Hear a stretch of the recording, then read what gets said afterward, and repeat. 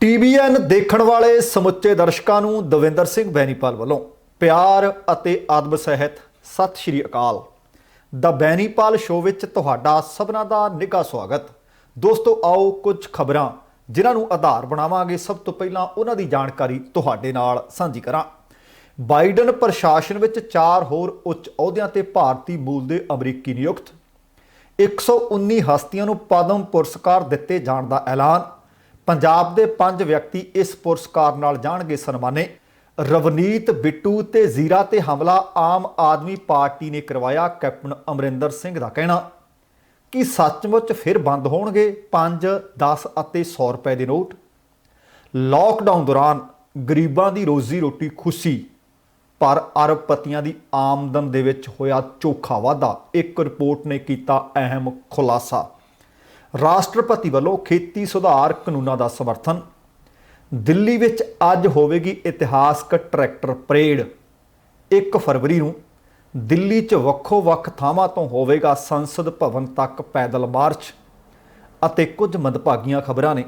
Tractor parade ਤੋਂ ਪਹਿਲਾਂ ਆਈ ਇੱਕ ਹੋਰ ਮੰਦਭਾਗੀ ਖਬਰ ਅਤੇ ਟਿਕਰੀ ਸਰਹੱਦ ਤੇ 3 ਕਿਸਾਨਾਂ ਨੇ ਕੀਤੀ ਆਪਣੀ ਜਾਨ ਕੁਰਬਾਨ। ਦੋਸਤੋ, ਇਹ ਖਬਰਾਂ ਨੇ ਜਿਨ੍ਹਾਂ ਨੂੰ ਆਧਾਰ ਬਣਾ ਕੇ ਤੁਹਾਡੇ ਨਾਲ ਅੱਜ ਗੱਲਬਾਤ ਕਰਨੀ ਹੈ। ਇਸ ਤੋਂ ਪਹਿਲਾਂ ਕਿ ਸਾਰੀਆਂ ਖਬਰਾਂ ਦੇ ਉੱਤੇ ਵਿਸਥਾਰ ਦੇ ਨਾਲ ਗੱਲਬਾਤ ਕੀਤੀ ਜਾਵੇ, ਤੁਹਾਨੂੰ ਅਪੀਲ ਹੈ ਕਿ ਜੇਕਰ ਹਾਲੇ ਤੱਕ ਤੁਸੀਂ ਆਪਣੇ ਇਸ ਚੈਨਲ ਨੂੰ ਸਬਸਕ੍ਰਾਈਬ ਨਹੀਂ ਕੀਤਾ, ਕਿਰਪਾ ਕਰਕੇ ਸਬਸਕ੍ਰਾਈਬ ਕਰਕੇ ਨੋਟੀਫਿਕੇਸ਼ਨ ਜ਼ਰੂਰ ਔਨ ਕਰ ਲੈਣਾ। ਆਓ ਹੁਣ ਖਬਰਾਂ ਦੇ ਉੱਤੇ ਝਾਤ ਮਾਰਦੇ ਹਾਂ। 20 ਜਨਵਰੀ ਨੂੰ ਰਾਸ਼ਟਰਪਤੀ ਬਾਈਡਨ ਨੇ ਸਹੁੰ ਚੁੱਕੀ ਹੈ। ਉਹਦੇ ਤੋਂ ਬਾਅਦ ਲਗਾਤਾਰ ਇਸ ਤਰ੍ਹਾਂ ਦੀਆਂ ਖਬਰਾਂ ਮਿਲ ਰਹੀਆਂ ਨੇ ਕਿ ਉਹ ਆਪਣੇ ਪ੍ਰਸ਼ਾਸਨ ਦੇ ਵਿੱਚ ਉੱਚ ਅਹੁਦਿਆਂ ਦੇ ਉੱਤੇ ਨਿਯੁਕਤੀਆਂ ਕਰ ਰਹੇ ਨੇ। ਸਹੁੰ ਚੁੱਕਣ ਤੋਂ ਪਹਿਲਾਂ ਵੀ ਕਾਫੀ ਸਾਰੀਆਂ ਨਿਯੁਕਤੀਆਂ ਉਹਨਾਂ ਨੇ ਕਰ ਦਿੱਤੀਆਂ ਸਨ, ਪਰ ਆਹ ਬਾਈਡਨ ਪ੍ਰਸ਼ਾਸਨ ਨੇ ਊਰਜਾ ਵਿਭਾਗ ਦੇ ਵਿੱਚ ਮਹੱਤਵਪੂਰਨ ਅਹੁਦਿਆਂ ਤੇ ਨਿਯੁਕਤੀਆਂ ਕੀਤੀਆਂ ਨੇ, ਜਿਨ੍ਹਾਂ ਵਿੱਚ 4 ਭਾਰਤੀ ਮੂਲ ਦੇ ਅਮਰੀਕੀਆਂ ਨੂੰ ਨਿਯੁਕਤ ਕੀਤਾ ਗਿਆ। ਪ੍ਰਸ਼ਾਸਨ ਦੇ ਚੀਫ ਆਫ ਸਟਾਫ ਦੇ ਅਹੁਦੇ ਤੱਕ ਇੱਕ ਭਾਰਤੀ ਮੂਲ ਦਾ ਵਿਅਕਤੀ ਜਿਨ੍ਹਾਂ ਦਾ ਨਾਮ ਤਾਰਕ ਸ਼ਾਹ ਹੈ, ਉਹਨਾਂ ਨੂੰ ਨਿਯੁਕਤ ਕੀਤਾ ਗਿਆ। ਤਾਰਕ ਸ਼ਾਹ ਇਸ ਅਹੁਦੇ ਤੇ ਪਹੁੰਚਣ ਵਾਲੇ ਭਾਰਤੀ ਮੂਲ ਦੇ ਅੱਜ ਤੱਕ ਦੇ ਪਹਿਲੇ ਅਮਰੀਕੀ ਵਿਅਕਤੀ ਬਣੇ ਹੈ। ਤਾਨਿਆ ਦਾਸ ਨੂੰ ਵਿਗਿਆਨ ਨਾਲ ਜੁੜੇ ਮਾਮਲਿਆਂ ਦੇ ਵਿਭਾਗ ਦੇ ਵਿੱਚ office of science the chief of staff ਨਿਯੁਕਤ ਕਰ ਦਿੱਤਾ ਗਿਆ ਹੈ। ਇਸੇ ਤਰ੍ਹਾਂ ਖਬਰ ਮਿਲ ਰਹੀ ਹੈ ਕਿ ਨਾਰਾਇਣ ਸੁਬਰਾਮਨੀਅਮ ਨੂੰ ਆਫਿਸ ਆਫ ਜਨਰਲ ਕਾਉਂਸਲ ਦੇ ਵਿੱਚ ਕਾਨੂੰਨੀ ਸਲਾਹਕਾਰ ਦੇ ਅਹੁਦੇ ਤੇ ਬਾਈਡਨ ਪ੍ਰਸ਼ਾਸਨ ਦੇ ਵਿੱਚ ਨਿਯੁਕਤ ਕੀਤਾ ਗਿਆ ਅਤੇ ਇਸੇ ਦੇ ਵਿੱਚ ਹੀ ਸੁੱਚੀ ਤਲਾਕੀ ਨੂੰ ਜੈਵਿਕ ਊਰਜਾ ਨਾਲ ਸੰਬੰਧਿਤ ਵਿਭਾਗ ਦੇ ਵਿੱਚ ਆਫਿਸ ਆਫ ਫੋਸਲ ਐਨਰਜੀ ਦੇ ਵਿੱਚ ਚੀਫ ਆਫ ਸਟਾਫ ਦੀ ਨਿਯੁਕਤੀ ਦੇ ਦਿੱਤੀ ਗਈ ਹੈ। ਇਹ ਆਪਣੇ ਆਪ ਦੇ ਵਿੱਚ ਬਹੁਤ ਵੱਡੇ ਅਹੁਦੇ ਨੇ ਤੇ ਜਿਹਦੇ ਨਾਲ ਭਾਰਤੀ ਅਮਰੀਕੀ ਲੋਕਾਂ ਦਾ ਲਗਾਤਾਰ ਮਾਣ ਵਧ ਰਿਹਾ ਹੈ। ਸੋ ਆਓ ਹੁਣ ਆਪਾਂ ਭਾਰਤ ਵਾਲੇ ਪਾਸੇ ਚੱਲਦੇ ਹਾਂ, ਕਿਉਂਕਿ ਅੱਜ ਭਾਰਤ ਦੇ ਵਿੱਚ ਬਹੁਤ ਵੱਡਾ ਦਿਨ ਹੈ। 26 ਜਨਵਰੀ ਭਾਰਤ ਦਾ ਗਣਤੰਤਰ ਦਿਵਸ। ਇਸ ਕਰਕੇ ਸਭ ਤੋਂ ਵੱਧ ਚਰਚਾ 'ਚ ਹੈ, ਕਿਉਂਕਿ ਇਸ ਵਾਰ ਇੱਕ ਨਹੀਂ ਸਗੋਂ 2 ਪਰੇਡ ਹੋ ਰਹੀਆਂ ਨੇ ਦਿੱਲੀ ਦੇ ਵਿੱਚ ਹੀ। ਪਰ ਅਸਲ ਦੇ ਵਿੱਚ ਸਭ ਤੋਂ ਪਹਿਲਾਂ ਭਾਰਤ ਦਾ ਜਿਹੜਾ ਸੰਵਿਧਾਨ ਲਿਖਿਆ ਗਿਆ ਸੀ, ਉਹਦੀ ਅਸਲ ਕਾਪੀ ਕਿਹੋ ਜਿਹੀ ਹੈ ਤੇ ਕਿੱਥੇ ਪਈ ਹੈ, ਇਹ ਬਹੁਤ ਮਹੱਤਵਪੂਰਨ ਖਬਰ ਹੈ। ਅੱਜ ਦੇ ਦਿਨ ਦੇ ਉੱਤੇ ਵਿਸ਼ੇਸ਼ ਤੌਰ ਤੇ ਮੈਂ ਤੁਹਾਡੇ ਨਾਲ ਸਾਂਝੀ ਕਰਨੀ ਚਾਹੁੰਦਾ। ਭਾਰਤ ਦੇ ਵਿੱਚ ਗਣਤੰਤਰ ਦਿਵਸ ਬਹੁਤ ਉਤਸ਼ਾਹ ਨਾਲ ਹਰ ਵਾਰੀ ਮਨਾਇਆ ਜਾਂਦਾ ਹੈ। ਹਾਲਾਂਕਿ ਇਸ ਵਾਰ ਕੋਵਿਡ-19 ਮਹਾਮਾਰੀ ਦਾ ਅਸਰ ਇਸ ਸਮਾਗਮ ਤੇ ਸਿੱਧਾ ਨਜ਼ਰ ਆਉਣਾ ਹੈ, ਪਰ ਛੋਟੇ ਪੱਧਰ ਤੇ ਹੀ ਸਹੀ ਹਰ ਇਲਾਕੇ ਦੇ ਵਿੱਚ, ਸ਼ਹਿਰਾਂ ਦੇ ਵਿੱਚ ਸਮਾਗਮ ਜ਼ਰੂਰ ਕੀਤੇ ਜਾਂਦੇ ਹੈ।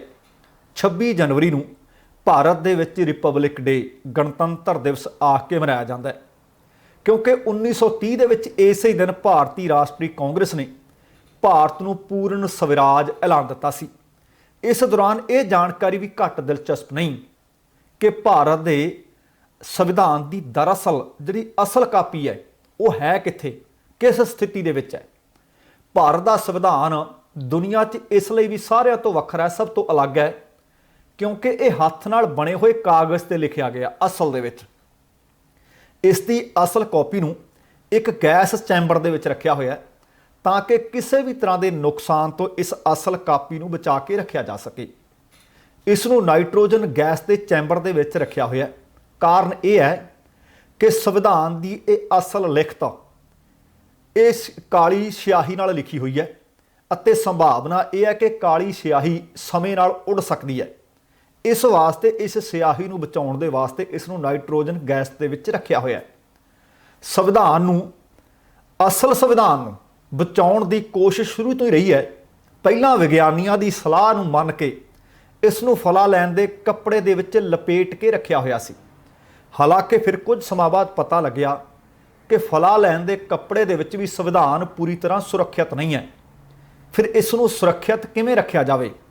ਫਿਰ ਪਤਾ ਲੱਗਿਆ ਕਿ ਇਸ ਨੂੰ ਸੰਸਦ ਦੀ ਲਾਇਬ੍ਰੇਰੀ ਦੇ ਵਿੱਚ ਇੱਕ ਵਿਸ਼ੇਸ਼ ਕਲਾਸ ਦੇ ਵਿੱਚ ਰੱਖਿਆ ਗਿਆ, ਜਿੱਥੇ CCTV ਕੈਮਰੇ ਲਗਾਤਾਰ 24 ਘੰਟੇ ਇਸ ਦੀ ਨਿਗਰਾਨੀ ਰੱਖਦੇ ਹੈ ਤੇ ਹਰ 2 ਮਹੀਨਿਆਂ ਬਾਅਦ ਇਸ ਸੰਵਿਧਾਨ ਨੂੰ, ਭਾਵੇਂ ਅਸਲ ਹੈ ਉਹਨੂੰ ਆਪਾਂ ਕਹੀਏ ਕਿ ਉਸ ਸੰਵਿਧਾਨ ਦੀ ਜਾਂਚ ਕੀਤੀ ਜਾਂਦੀ ਹੈ ਕਿ ਬਿਲਕੁਲ ਠੀਕ ਠਾਕ ਹੈ। ਸੰਵਿਧਾਨ ਸਭਾ ਕੁੱਲ 11 ਸੈਸ਼ਨਾਂ ਵਾਸਤੇ ਬੈਠੀ ਸੀ। 11ਵਾਂ ਸੈਸ਼ਨ 14 ਤੋਂ ਲੈ ਕੇ 26 ਨਵੰਬਰ 1949 ਤੱਕ ਚੱਲਿਆ ਸੀ।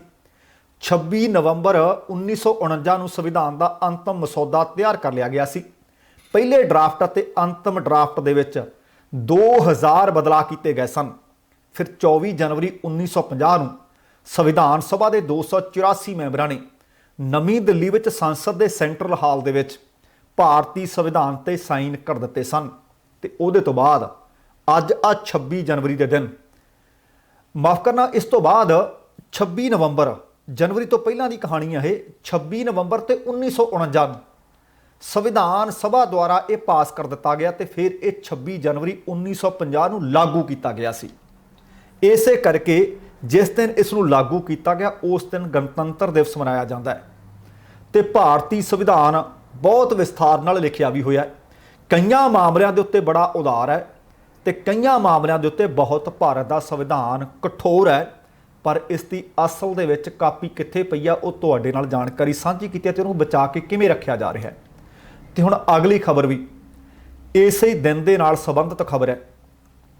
ਭਾਰਤ ਦੇ ਵਿੱਚ 119 ਹਸਤੀਆਂ ਨੂੰ ਪਦਮ ਪੁਰਸਕਾਰ ਦਿੱਤੇ ਜਾਣ ਦਾ ਐਲਾਨ ਕਰ ਦਿੱਤਾ ਗਿਆ ਤੇ ਇਹਨਾਂ ਦੇ ਵਿੱਚੋਂ 5 ਵਿਅਕਤੀ ਪੰਜਾਬ ਨਾਲ ਸੰਬੰਧਿਤ ਦੱਸੇ ਗਏ ਨੇ, ਜਿਨ੍ਹਾਂ ਨੂੰ ਇਹ ਵੱਡੇ ਪੁਰਸਕਾਰ ਦਿੱਤੇ ਜਾਣੇ ਆ। ਉਹਨਾਂ ਦੇ ਵਿੱਚ ਜਾਪਾਨ ਦੇ ਸਾਬਕਾ ਪ੍ਰਧਾਨ ਮੰਤਰੀ ਸ਼ਿੰਜੋ ਆਬੇ, ਮਰਹੂਮ ਵਿਗਿਆਨੀ ਨਰਿੰਦਰ ਸਿੰਘ ਕਪਾਨੀ, ਮਰਹੂਮ ਪਲੇਬੈਕ ਗਾਇਕ SB ਬਾਲਾ ਸੁਬਰਾਮਨੀਅਮ, ਇਹਨਾਂ ਸਮੇਤ 7 ਜਣਿਆਂ ਨੂੰ ਇਸ ਸਾਲ ਦੇ ਪਦਮ ਵਿਭੂਸ਼ਣ ਅਵਾਰਡ ਲਈ ਨਾਮਜ਼ਦ ਕਰ ਦਿੱਤਾ ਗਿਆ ਹੈ। ਪਦਮ ਵਿਭੂਸ਼ਣ ਦੱਸਣਾ ਬਣਦਾ ਹੈ ਕਿ ਭਾਰਤ ਦਾ ਦੂਸਰਾ ਸਰਬ ਉੱਚ ਨਾਗਰਿਕ ਅਵਾਰਡ ਹੈ। ਇਸ ਦਾ ਐਲਾਨ ਗਣਤੰਤਰ ਦਿਵਸ ਤੋਂ ਇੱਕ ਦਿਨ ਪਹਿਲਾਂ ਭਾਵ 25 ਜਨਵਰੀ ਨੂੰ ਕੀਤਾ ਜਾਂਦਾ ਹੈ। ਗੁਜਰਾਤ ਦੇ ਸਾਬਕਾ ਮੁੱਖ ਮੰਤਰੀ ਕੇਸ਼ੂ ਭਾਈ ਪਟੇਲ, ਲੋਕ ਸਭਾ ਦੀ ਸਾਬਕਾ ਸਪੀਕਰ ਸੁਮਿਤਰਾ ਮਹਾਜਨ, ਸਾਬਕਾ ਕੇਂਦਰੀ ਮੰਤਰੀ ਮਰਹੂਮ ਰਾਮ ਵਿਲਾਸ ਪਾਸਵਾਨ ਸਮੇਤ 10 ਉਹ ਸ਼ਖਸੀਅਤਾਂ ਨੇ ਜਿਨ੍ਹਾਂ ਨੂੰ ਪਦਮ ਭੂਸ਼ਣ ਅਵਾਰਡ ਨਾਲ ਸਨਮਾਨਿਆ ਜਾਣਾ ਹੈ। ਇਸ ਅਵਾਰਡ ਸੂਚੀ ਵਿੱਚ ਅਸਾਮ ਦੇ ਸਾਬਕਾ ਮੁੱਖ ਮੰਤਰੀ ਤਰਣ ਗੋਗੋਈ, ਰਾਮ ਮੰਦਿਰ ਟਰਸਟ ਦੇ ਮੁਖੀ ਅਤੇ ਪ੍ਰਧਾਨ ਮੰਤਰੀ ਦੇ ਸਾਬਕਾ ਪ੍ਰਿੰਸੀਪਲ ਸਕੱਤਰ ਨਰਿਪਿੰਦਰ ਮਿਸ਼ਰਾ ਅਤੇ ਸਾਬਕਾ ਸੰਸਦ ਮੈਂਬਰ ਤਰਲੋਚਨ ਸਿੰਘ ਦਾ ਨਾਮ ਵੀ ਨਿਯੁਕਤ ਜਾਂ ਨਾਮਜ਼ਦ ਕੀਤਾ ਗਿਆ ਹੈ। ਪਦਮ ਸ਼੍ਰੀ ਅਵਾਰਡਾਂ ਦੇ ਵਾਸਤੇ 103 ਸ਼ਖਸੀਅਤਾਂ ਸ਼ਾਮਲ ਨੇ। ਇਸ ਅਵਾਰਡ ਸੂਚੀ ਦੇ ਵਿੱਚ ਪੰਜਾਬ ਤੋਂ ਰਜਨੀ ਬੈਕਟਰ ਵਪਾਰ ਅਤੇ ਉਦਯੋਗ ਨਾਲ ਸੰਬੰਧਿਤ ਨੇ, ਬੀਬੀ ਪ੍ਰਕਾਸ਼ ਕੌਰ ਯੂਨੀਕ ਹੋਮ ਵਾਲੇ ਸਮਾਜ ਸੇਵਾ ਵਾਲੇ, ਲਾਜਵੰਤੀ ਕਲਾ ਖੇਤਰ ਅਤੇ ਕਰਤਾਰ ਸਿੰਘ ਕਲਾ ਖੇਤਰ ਅਤੇ ਡਾਕਟਰ ਰਤਨ ਲਾਲ ਮਿੱਤਲ ਮੈਡੀਸਨ ਵਾਲੇ ਇਸ ਅਵਾਰਡਾਂ ਦੀ ਸੂਚੀ ਦੇ ਵਿੱਚ ਨਾਮਜ਼ਦ ਕੀਤੇ ਗਏ ਹੈ। ਸੋ ਹੁਣ ਵੇਖਦੇ ਹਾਂ ਕਿ ਇਹ ਸਾਰੇ ਲੋਕ ਇਹ ਅਵਾਰਡ ਲੈਂਦੇ ਆ ਜਾਂ ਨਹੀਂ, ਕਿਉਂਕਿ ਇਸ ਕਰਕੇ ਮੈਂ ਦੱਸ ਰਿਹਾ ਹਾਂ, ਹੋ ਸਕਦਾ ਕਿ ਜਿਹੜੇ ਪਹਿਲੇ ਪੰਜਾਬ ਦੇ ਲੋਕਾਂ ਨੂੰ ਅਵਾਰਡ ਮਿਲੇ ਸੀ ਉਹਨਾਂ ਨੇ ਕਿਸਾਨੀ ਸੰਘਰਸ਼ ਦੇ ਚੱਲਦਿਆਂ ਆਪਣੇ ਇਹ ਅਵਾਰਡ ਵਾਪਸ ਕੀਤੇ ਹੈ। ਉਹਨਾਂ ਦੇ ਵਿੱਚ ਸੁਖਦੇਵ ਸਿੰਘ ਢੀਂਡਸਾ ਦਾ ਨਾਮ ਵੀ ਸ਼ਾਮਲ ਹੈ, ਉਹਨਾਂ ਦੇ ਵਿੱਚ ਪ੍ਰਕਾਸ਼ ਸਿੰਘ ਬਾਦਲ ਦਾ ਨਾਮ ਵੀ ਸ਼ਾਮਲ ਹੈ, ਉਹਨਾਂ ਦੇ ਵਿੱਚ ਬਹੁਤ ਸਾਰੇ ਖਿਡਾਰੀ ਵੀ ਸ਼ਾਮਲ ਨੇ ਤੇ ਬਹੁਤ ਸਾਰੇ ਪੁਲਿਸ ਅਫਸਰ ਵੀ ਸ਼ਾਮਲ ਨੇ ਜਿਨ੍ਹਾਂ ਨੂੰ ਰਾਸ਼ਟਰਪਤੀ ਮੈਡਲ ਵਗੈਰਾ ਮਿਲੇ ਹੋਏ ਸੀ। ਉਹਨਾਂ ਨੇ ਰੋਸ ਦੇ ਵਜੋਂ ਆਪੋ ਆਪਣੇ ਮਿਲੇ ਹੋਏ ਇਹ ਪੁਰਸਕਾਰ ਵਾਪਸ ਭਾਰਤ ਸਰਕਾਰ ਨੂੰ ਕੀਤੇ ਹੈ। ਪਰ ਅੱਜ ਜਿਹੜਾ ਐਲਾਨ ਕੀਤਾ ਗਿਆ, ਵੇਖਦੇ ਹਾਂ ਕਿ ਇਹ ਰਿਸੀਵ ਕਰਦੇ ਹੈ ਜਾਂ ਫਿਰ ਜਵਾਬ ਦਿੰਦੇ ਹੈ। ਅਗਲੀ ਖਬਰ ਕੱਲ੍ਹ ਤੁਹਾਡੇ ਨਾਲ ਸਾਂਝੀ ਕੀਤੀ ਸੀ ਕਿ ਸੰਸਦ ਮੈਂਬਰ ਰਵਨੀਤ ਬਿੱਟੂ ਅਤੇ ਵਿਧਾਇਕ ਕੁਲਬੀਰ ਜ਼ੀਰਾ ਤੇ ਹਮਲਾ ਹੋ ਗਿਆ ਸੀ। ਉਹਦੇ ਤੋਂ ਬਾਅਦ ਪਤਾ ਲੱਗਿਆ ਸੀ ਕਿ ਭਾਈ ਏਜੰਸੀਆਂ ਜਾਂਚ ਕਰ ਰਹੀਆਂ ਨੇ ਕਿ ਹਮਲਾ ਹੋਇਆ ਕਿਉਂ, ਕਿਹਦੀ ਸ਼ਹਿ ਤੇ ਹੋਇਆ। ਪਰ ਕੈਪਟਨ ਅਮਰਿੰਦਰ ਸਿੰਘ ਹੋਰਾਂ ਨੂੰ ਪਤਾ ਲੱਗ ਚੁੱਕਿਆ ਹੈ। ਏਜੰਸੀਆਂ ਨੂੰ ਹਲੇ ਪਤਾ ਨਹੀਂ ਲੱਗਿਆ, ਉਹ ਜਾਂਚ ਕਰਨਗੀਆਂ, ਉਹ ਪੜਤਾਲ ਕਰਨਗੀਆਂ। ਮੁੱਖ ਮੰਤਰੀ ਕੈਪਟਨ ਅਮਰਿੰਦਰ ਸਿੰਘ ਨੇ ਆਖਿਆ ਕਿ ਜਿਹੜਾ ਸਿੰਘੂ ਸਰਹੱਦ ਤੇ ਲੋਕ ਸਭਾ ਮੈਂਬਰ ਰਵਨੀਤ ਬਿੱਟੂ ਅਤੇ ਵਿਧਾਇਕ ਕੁਲਬੀਰ ਜ਼ੀਰਾ ਤੇ ਹਮਲਾ ਹੋਇਆ ਹੈ, ਇਹ ਕਿਸੇ ਹੋਰ ਨੇ ਨਹੀਂ ਕੀਤਾ, ਇਹ ਕਿਸਾਨਾਂ ਨੇ ਨਹੀਂ ਕੀਤਾ, ਇਹ ਆਮ ਆਦਮੀ ਪਾਰਟੀ ਨੇ ਕਰਵਾਇਆ ਹੈ। ਇਹ ਘਟਨਾ ਕਹਿੰਦੇ ਆਮ ਆਦਮੀ ਪਾਰਟੀ ਦੇ ਕੈਂਪ ਦੇ ਨੇੜੇ ਵਾਪਰੀ ਹੈ। ਇਹ ਸਾਰੀ ਆਮ ਆਦਮੀ ਪਾਰਟੀ ਦੀ ਘੜੀ ਘੜਾਈ ਸਾਜ਼ਿਸ਼ ਦਾ ਨਤੀਜਾ ਹੈ। ਕੈਪਟਨ ਅਮਰਿੰਦਰ ਸਿੰਘ ਅਸਲ ਦੇ ਵਿੱਚ ਪਟਿਆਲਾ ਦੇ ਵਿੱਚ ਇੱਕ ਸਵੈ ਰੁਜ਼ਗਾਰ ਮੇਲੇ ਦੇ ਵਿੱਚ ਪੱਤਰਕਾਰਾਂ ਨਾਲ ਗੱਲਬਾਤ ਕਰ ਰਹੇ ਸਨ। ਉੱਥੇ ਗੱਲਬਾਤ ਕਰਦਿਆਂ ਕੈਪਟਨ ਅਮਰਿੰਦਰ ਸਿੰਘ ਕਹਿੰਦੇ ਆਮ ਆਦਮੀ ਪਾਰਟੀ ਇਸ ਧੱਕਾ ਜਿਹੜਾ ਉਹਨਾਂ ਨੇ ਕੀਤਾ ਹੈ, ਇਹਨੂੰ ਪੰਜਾਬ ਕਦੇ ਬਰਦਾਸ਼ਤ ਨਹੀਂ ਕਰੇਗਾ। ਕੈਪਟਨ ਅਮਰਿੰਦਰ ਸਿੰਘ ਨੇ ਇਹ ਵੀ ਕਿਹਾ ਕਿ ਖੇਤੀ ਕਾਨੂੰਨ ਸੰਬੰਧੀ ਬਣੀ ਕਮੇਟੀ ਸੰਬੰਧੀ ਆਮ ਆਦਮੀ ਪਾਰਟੀ ਵੱਲੋਂ ਜਿਹੜੇ ਦੋਸ਼ ਲਗਾਏ ਗਏ ਸਨ, ਉਹਨਾਂ ਨੂੰ ਮੈਂ ਨਕਾਰਦਾ ਕਿ ਪੰਜਾਬ ਨੂੰ ਕੇਂਦਰੀ ਕਮੇਟੀ ਵਿੱਚ ਸ਼ਾਮਲ ਕੀਤਾ ਗਿਆ ਸੀ। ਉਹ ਕਹਿੰਦੇ ਇਸ ਤਰ੍ਹਾਂ ਕੁਝ ਵੀ ਨਹੀਂ ਸੀ। ਪੰਜਾਬ ਦੇ ਵਿੱਤ ਮਾਮਲਿਆਂ ਨੂੰ ਲੈ ਕੇ ਖਜ਼ਾਨਾ ਮੰਤਰੀ ਮਨਪ੍ਰੀਤ ਸਿੰਘ ਬਾਦਲ ਨੇ ਹਮੇਸ਼ਾ ਪੰਜਾਬ ਦੇ ਮਸਲਿਆਂ ਨੂੰ ਚੁੱਕਿਆ ਅਤੇ ਖੇਤੀ ਕਾਨੂੰਨਾਂ ਦੇ ਉੱਤੇ ਪੰਜਾਬ ਸਰਕਾਰ ਕਦੇ ਵੀ ਸਹਿਮਤ ਨਹੀਂ ਹੋਈ। ਹੁਣ ਤੁਸੀਂ ਦੇਖੋ ਕਿ ਆਪਣੇ ਆਪ ਦੇ ਵਿੱਚ ਇੱਕ ਬਹੁਤ ਵੱਡੀ ਗੱਲ ਹੈ ਕਿ ਅੱਜ ਤੱਕ ਕੋਈ ਵੀ ਘਟਨਾ ਵਾਪਰੇ, ਪੰਜਾਬ ਦੇ ਮੁੱਖ ਮੰਤਰੀ ਕੈਪਟਨ ਅਮਰਿੰਦਰ ਸਿੰਘ ਹਮੇਸ਼ਾ ਨਿਸ਼ਾਨੇ ਤੇ ਲੈਂਦੇ ਆ ਦਿੱਲੀ ਦੇ ਮੁੱਖ ਮੰਤਰੀ ਅਰਵਿੰਦ ਕੇਜਰੀਵਾਲ ਨੂੰ। ਮੈਂ ਬੀਤੇ ਦਿਨੀ ਵੀ ਤੁਹਾਡੇ ਨਾਲ ਗੱਲ ਸਾਂਝੀ ਕੀਤੀ ਸੀ ਕਿ ਕਾਨੂੰਨ ਬਣਾਏ ਨੇ ਕੇਂਦਰ ਸਰਕਾਰ ਨੇ, ਪਰ ਤੁਸੀਂ ਕੈਪਟਨ ਅਮਰਿੰਦਰ ਸਿੰਘ ਹੋਰਾਂ ਦੀ ਗੱਲ ਕਦੀ ਵੀ ਸੁਣਿਓ, ਉਹ ਇਹਨਾਂ ਕਾਨੂੰਨਾਂ ਦੇ ਬਾਬਤ ਜੇਕਰ ਭੰਡਦੇ ਆ ਕਿਸੇ ਨੂੰ ਤਾਂ ਉਹ ਆਮ ਆਦਮੀ ਪਾਰਟੀ ਦੇ ਸੁਪਰੀਮੋ ਅਰਵਿੰਦ ਕੇਜਰੀਵਾਲ ਦਾ ਨਾਮ ਨਿਸ਼ਾਨੇ ਤੇ ਲੈ ਆਉਂਦੇ ਆ। ਮੁੱਖ ਮੰਤਰੀ ਸਾਹਿਬ, ਇਹ ਕਾਨੂੰਨ ਅਰਵਿੰਦ ਕੇਜਰੀਵਾਲ ਨੇ ਨਹੀਂ ਬਣਾਏ। ਤੁਸੀਂ ਤਾਂ ਫਿਰ ਵੀ ਇੱਕ ਸੂਬੇ ਦੇ ਮੁੱਖ ਮੰਤਰੀ, ਉਹ ਤਾਂ ਹੈ ਵੀ ਸੂਬੀ ਦੇ ਹੀ, ਫੁੱਲ ਅਧਿਕਾਰ ਅਖਤਿਆਰ ਵੀ ਨਹੀਂ ਨੇ ਅਰਵਿੰਦ ਕੇਜਰੀਵਾਲ ਕੋਲ। ਪਰ ਹਾਂ, ਇੱਕ ਗੱਲ ਹੈ, ਸ਼ਾਇਦ ਕੈਪਟਨ ਹੋਰਾਂ ਨੂੰ ਇਹ ਲੱਗਦਾ ਹੈ ਕਿ ਪੰਜਾਬ ਦੇ ਵਿੱਚ ਸ਼੍ਰੋਮਣੀ ਅਕਾਲੀ ਦਲ ਇਸ ਵਕਤ ਕੋਈ ਚੰਗੇ ਆਧਾਰ ਵਿੱਚ ਨਹੀਂ। ਭਾਰਤੀ ਜਨਤਾ ਪਾਰਟੀ ਦਾ ਵੀ ਲੋਕ ਖੁੱਲ੍ਹੇਆਮ ਵਿਰੋਧ ਕਰ ਰਹੇ ਨੇ। ਸ਼ਾਇਦ ਉਹਨਾਂ ਨੂੰ ਲੱਗਦਾ ਕਿ ਆਗਾਮੀ ਚੋਣ ਦੇ ਵਿੱਚ ਜੇਕਰ ਸਾਨੂੰ ਕੋਈ ਟੱਕਰ ਦੇਵੇਗਾ ਤਾਂ ਉਹ ਆਮ ਆਦਮੀ ਪਾਰਟੀ ਦੇਵੇਗੀ। ਇਸ ਕਰਕੇ ਕੋਈ ਵੀ ਗੱਲ ਹੁੰਦੀ ਹੈ ਠੋਣਾ ਆਮ ਆਦਮੀ ਪਾਰਟੀ ਤੇ ਭੰਨ ਦਿੱਤਾ ਜਾਂਦਾ ਹੈ। ਹੁਣ ਕੈਪਟਨ ਅਮਰਿੰਦਰ ਸਿੰਘ ਇਹ ਦੱਸਣ ਕਿ ਜਿਹੜਾ ਉਹ ਕਹਿੰਦੇ ਨੇ ਕਿ ਆਮ ਆਦਮੀ ਪਾਰਟੀ ਦਾ ਇਹ ਕੀਤਾ ਕਰਾਇਆ ਜ਼ੀਰਾ ਅਤੇ ਬਿੱਟੂ, ਜਿੱਥੇ ਧੱਕਾ ਮੁੱਕੀ ਹੋਈ ਤੇ ਉਹਨਾਂ ਦੀਆਂ ਦਸਤਾਰਾਂ ਲੱਥੀਆਂ, ਇਹ ਆਮ ਆਦਮੀ ਪਾਰਟੀ ਨੇ ਲਹਾਈਆਂ ਨੇ ਤੇ ਰਾਘਵ ਚੱਡਾ ਦੇ ਉੱਤੇ ਉਹਨਾਂ ਨੇ ਐਨ ਉਂਗਲਾਂ ਰੱਖੀਆਂ ਨੇ ਆਮ ਆਦਮੀ ਪਾਰਟੀ ਦੇ ਲੀਡਰ ਨੇ। ਹੁਣ ਪਤਾ ਨਹੀਂ ਕਿਹੜੀ ਇਹਨਾਂ ਨੇ ਤਫਤੀਸ਼ ਕਰ ਲਈ, ਕਿਹੜੀ ਜਾਂਚ ਕਰ ਲਈ, ਜਾਂ ਫਿਰ ਇਹ ਸਿਆਸੀ ਬਿਆਨ ਨੇ ਘੱਟੋ ਘੱਟ ਇਸ ਵਕਤ ਕਿਸਾਨ ਅੰਦੋਲਨ ਨੂੰ ਲੈ ਕੇ, ਭਾਵੇਂ ਉਹ ਕੈਪਟਨ ਹੈ, ਭਾਵੇਂ ਉਹ ਕੇਜਰੀਵਾਲ ਹੈ ਤੇ ਭਾਵੇਂ ਕੋਈ ਪਾਰਟੀ ਹੋਰ ਹੈ, ਸਿਆਸਤ ਤੋਂ ਗੁਰੇਜ਼ ਕਰੋ ਪ੍ਰਧਾਨ ਜੀ, ਸਿਆਸਤ ਨਾ ਕਰੋ। ਲੋਕ ਸਿਆਸਤਦਾਨਾਂ ਨੂੰ ਇਸੇ ਕਰਕੇ ਨਕਾਰ ਰਹੇ ਨੇ ਕਿਉਂਕਿ ਕਹਿਣੀ ਤੇ ਕਰਨੀ ਦੇ ਵਿੱਚ ਜ਼ਮੀਨ ਅਸਮਾਨ ਦਾ ਫਰਕ ਹੈ। ਸੋ ਜੇਕਰ ਇਹ ਬਿਆਨ ਨਾ ਵੀ ਦਿੰਦੇ, ਮੈਨੂੰ ਲੱਗਦਾ ਕੋਈ ਫਰਕ ਨਹੀਂ ਸੀ ਪੈਣਾ। ਤੇ ਹੁਣ ਇੱਕ ਆ ਖਬਰ ਬੜੀ ਚਰਚਾ ਦੇ ਵਿੱਚ ਹੈ ਕਿਉਂਕਿ ਨੋਟਬੰਦੀ ਨੇ ਬੜੇ ਲੋਕ ਝੰਬੇ ਸਨ। ਨੋਟਬੰਦੀ ਦੇ ਕਾਰਨ ਕਈ ਲੋਕ ਹਾਲੇ ਤੱਕ ਵੀ ਪੈਰੀ ਸਿਰੀ ਨਹੀਂ ਆਏ। ਹੁਣ ਖਬਰ ਉੜਦੀ ਫਿਰਦੀ ਹੈ ਕਿ 10 ਰੁਪਏ 5 ਰੁਪਏ ਜਾਂ ਜਿਹੜਾ ਪੁਰਾਣਾ 100 ਦਾ ਨੋਟ ਆ ਉਹ ਬੰਦ ਹੋ ਜਾਣਾ। ਜੇਕਰ ਤੁਹਾਨੂੰ ਇਸ ਤਰ੍ਹਾਂ ਦੀ ਖਬਰ ਤੁਹਾਡੇ ਕੰਨੀ ਪਈ ਹੈ, ਇਧਰੋਂ ਉਧਰੋਂ ਕਿਤੇ ਮਿਲੀ ਹੈ, ਤਾਂ ਘਬਰਾਇਓ ਨਾ, ਕਿਉਂਕਿ RBI ਭਾਵ ਭਾਰਤੀ ਰਿਜ਼ਰਵ ਬੈਂਕ ਨੇ ਅੱਜ ਐਨ ਸਪਸ਼ਟ ਕਰ ਦਿੱਤਾ ਹੈ ਕਿ 100 ਰੁਪਏ ਦਾ ਜਿਹੜਾ ਪੁਰਾਣਾ ਨੋਟ ਤੁਹਾਡੇ ਕੋਲ ਹੈ, 10 ਰੁਪਏ ਦਾ ਜਿਹੜਾ ਪੁਰਾਣਾ ਨੋਟ ਤੁਹਾਡੇ ਕੋਲ ਹੈ, ਜਾਂ 5 ਰੁਪਏ ਦੇ ਪੁਰਾਣੇ ਨੋਟ ਨੇ, ਉਹਨਾਂ ਨੂੰ ਬੰਦ ਕਰਨ ਦਾ ਸਾਡਾ ਕੋਈ ਇਰਾਦਾ ਨਹੀਂ। ਰਿਜ਼ਰਵ ਬੈਂਕ ਆਫ ਇੰਡੀਆ ਨੇ ਆਪਣੇ ਅਧਿਕਾਰਤ ਟਵਿੱਟਰ ਅਕਾਊਂਟ ਦੇ ਉੱਤੇ ਇੱਕ ਟਵੀਟ ਦੇ ਵਿੱਚ ਇਹ ਗੱਲ ਸਪਸ਼ਟ ਕੀਤੀ ਹੈ ਕਿ 100 ਰੁਪਏ 10 ਰੁਪਏ 5 ਰੁਪਏ ਇਹਦੇ ਪੁਰਾਣੇ ਨੋਟ ਸਰਕੂਲੇਸ਼ਨ ਦੇ ਵਿੱਚੋਂ ਬਾਹਰ ਨਹੀਂ ਕੀਤੇ ਜਾ ਰਹੇ। ਪਰ ਹਾਂ, ਜਿਵੇਂ ਕਹਿੰਦੇ ਹੁੰਦੇ ਨੇ ਕਿ ਦੁੱਧ ਨਾਲ ਜਿਹੜਾ ਸੜਿਆ ਬੰਦਾ ਹੋਵੇ ਉਹ ਲੱਸੀ ਨੂੰ ਵੀ ਫੂਕਾਂ ਮਾਰਦਾ। ਜਦੋਂ ਹੁਣ ਨੋਟਬੰਦੀ ਦੀ ਖਬਰ ਕਿਸੇ ਦੇ ਕੰਨੀ ਪੈਂਦੀ ਹੈ ਤੇ ਲੋਕਾਂ ਨੂੰ ਲੱਗਦਾ ਕਿ ਪਹਿਲਾਂ ਵੀ ਤਾਂ ਇਦਾਂ ਹੀ ਹੋਇਆ ਸੀ। ਰਿਜ਼ਰਵ ਬੈਂਕ ਨੇ ਕਿਹਾ ਕਿ ਪੁਰਾਣੇ ਨੋਟਾਂ ਨੂੰ ਸਿਸਟਮ ਦੇ ਵਿੱਚੋਂ ਹਟਾਉਣ ਸੰਬੰਧੀ ਜਿੰਨੀਆਂ ਵੀ ਖਬਰਾਂ ਤੁਹਾਨੂੰ ਕਿਸੇ ਪਾਸੋਂ ਵੀ ਮਿਲੀਆਂ ਹੋਣ, ਉਹ ਖਬਰਾਂ ਗਲਤ ਨੇ। ਇਸ ਤਰ੍ਹਾਂ ਦਾ ਇਰਾਦਾ ਕੋਈ ਵੀ ਨਹੀਂ। ਇਸ ਤੋਂ ਇਲਾਵਾ ਪ੍ਰੈਸ ਇਨਫੋਰਮੇਸ਼ਨ ਬਿਊਰੋ ਹੈ, ਜਿਸ ਨੂੰ PIB ਆਖਿਆ ਜਾਂਦਾ ਹੈ, ਉਹਨਾਂ ਨੇ ਵੀ RBI ਦੇ ਵੱਲੋਂ ਇਹ ਪੁਰਾਣੇ 100 5 ਅਤੇ 10 ਰੁਪਏ ਦੇ ਨੋਟ ਬੰਦ ਕਰਨ ਦੀਆਂ ਰਿਪੋਰਟਾਂ ਨੂੰ ਸਰਾਸਰ ਗਲਤ ਦੱਸਿਆ, ਗਲਤ ਕਰਾਰ ਦਿੱਤਾ। ਸੋ ਤੁਸੀਂ ਵੀ ਜੇਕਰ ਇਸ ਤਰ੍ਹਾਂ ਦੀਆਂ ਰਿਪੋਰਟਸ ਤੁਹਾਨੂੰ ਕਿਤੋਂ ਮਿਲੀਆਂ ਨੇ, ਘਬਰਾਵੋ ਨਾ। ਇਹ ਰਿਪੋਰਟਾਂ ਚੰਗੀਆਂ ਨਹੀਂ, ਇਹ ਰਿਪੋਰਟਾਂ ਠੀਕ ਨਹੀਂ, ਇਹ ਅਫਵਾਹਾਂ ਨੇ। ਇਸ ਤਰ੍ਹਾਂ ਦੀਆਂ ਅਫਵਾਹਾਂ ਤੋਂ ਹਮੇਸ਼ਾ ਬਚੋ। ਸੋ ਅਗਲੀ ਖਬਰ ਵੱਲ ਆਪਾਂ ਰੁਖ ਕਰਦੇ ਹਾਂ, ਤੇ ਜਿਹੜੀ ਅਗਲੀ ਖਬਰ ਹੈ ਉਹ ਬਹੁਤ ਮਹੱਤਵਪੂਰਨ ਖਬਰ ਹੈ। ਤੇ ਪਰ ਇਹਦੇ ਤੋਂ ਪਹਿਲਾਂ ਮੈਂ ਦੱਸ ਦਿਆਂ ਕਿ ਆਖਿਆ ਜਾ ਰਿਹਾ ਸੀ ਕਿ ਮਾਰਚ 2021 ਤੱਕ ਇਹ ਨੋਟ ਚੱਲਣਗੇ ਤੇ ਇਹ ਤੋਂ ਬਾਅਦ ਚੱਲਣੇ ਨਹੀਂ। ਇਹ ਦਾਅਵੇ ਫਰਜ਼ੀ ਨੇ। ਅਗਲੀ ਖਬਰ ਹੈ ਜਿਹੜੀ ਉਹ ਲੋਕਡਾਊਨ ਦੇ ਨਾਲ ਜੁੜੀ ਖਬਰ ਹੈ। ਲੋਕਡਾਊਨ ਦੇ ਵਿੱਚ ਤੁਹਾਨੂੰ ਵੀ ਪਤਾ ਹੈ ਕਿ ਤੁਹਾਡੇ ਹੋ ਸਕਦਾ ਕਾਰੋਬਾਰਾਂ ਦਾ ਵੀ ਥੱਲਾ ਲੱਗਿਆ ਹੋਵੇ। ਬਹੁਤ ਸਾਰੇ ਗਰੀਬ ਲੋਕ ਸੀ ਜਿਹੜੇ ਰੋਜ਼ੀ ਰੋਟੀ ਵਾਸਤੇ ਆਪਣੇ ਪ੍ਰਦੇਸ਼ ਤੋਂ ਦੂਸਰੇ ਪ੍ਰਦੇਸ਼ ਗਏ ਹੋਏ ਸੀ। ਕਈ ਰਸਤੇ ਦੇ ਵਿੱਚ ਦੁਰਘਟਨਾਵਾਂ ਦੇ ਕਾਰਨ ਆਪਣੀ ਜ਼ਿੰਦਗੀ ਤੋਂ ਹੱਥ ਧੋ ਬੈਠੇ। ਬਹੁਤ ਸਾਰੇ ਲੋਕ ਸੀ ਜਿਹਨਾਂ ਦਾ ਰੁਜ਼ਗਾਰ ਖੁੱਸ ਗਿਆ।